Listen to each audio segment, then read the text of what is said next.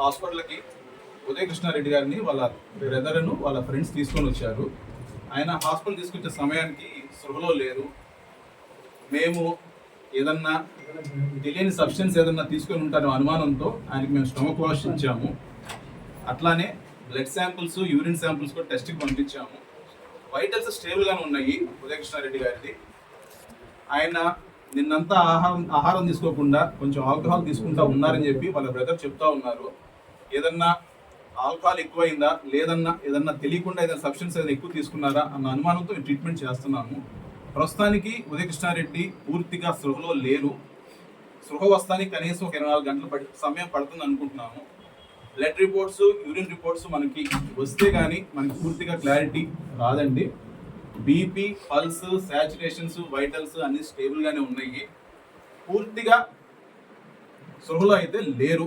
అది డ్రౌజీగా ఉన్నారు ఆయన. సార్ మొత్తం బయటకు తీసినప్పుడు ఏదైనా సబ్స్టెన్స్ కనిపించింది? స్టమక్ వాష్ చేశాక స్టమక్ వాష్ కంటెంట్స్ లో అబ్నార్మల్ గా అయితే ఏం డిటెక్ట్ అవ్వలేదు. ఫుడ్ పార్టికల్స్ కూడా ఏం కనపడలేదు. టాబ్లెట్స్ అలాంటివి కూడా స్టమక్ వాష్లో అయితే ఏం రాలేదు. క్లియర్ లిక్విడ్ లానే వచ్చిందండి stomach wash. So until further reports వచ్చేదాకా మనం కూడా ఆయన ఏమి తీసుకోలేదని అనుకున్నాము. పూర్తిగా కోలుకున్నా కానీ ఉదయ కృష్ణారెడ్డి కోలుకొని మాట్లాడితే కానీ మనకు తెలియదు ఏం జరిగింది అనేది. వెయిట్ ఫర్ హిమ్ అండి. సమయం ఉదయం సుమారు 9:30 ఆ సమయాన్ని తీసుకొని వచ్చారు. స్పృహలో రావడానికి ఎంత టైం పట్టొచ్చు? ఇంకా ఒక 24 గంటలు పట్టొచ్చు అనుకుంటున్నామండి పూర్తిగా స్పృహలో వస్తానికి.